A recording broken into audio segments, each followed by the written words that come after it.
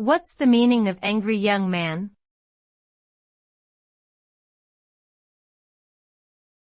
Angry young man.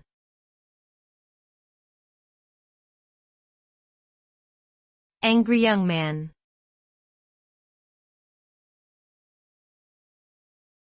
Angry young man.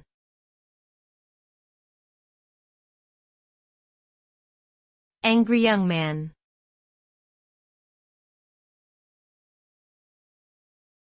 Angry young man.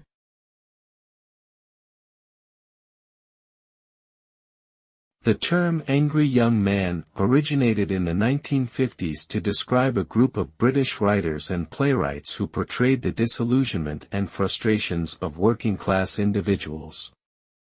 These artists often expressed their anger and dissatisfaction with the social and economic systems through their works, which were characterized by their gritty realism and anti-establishment sentiments. The popularity of this movement peaked in the 1960s before gradually declining in the following decades. Thus, the term angry young man continues to be associated with this particular cultural movement that emerged in post-war Britain.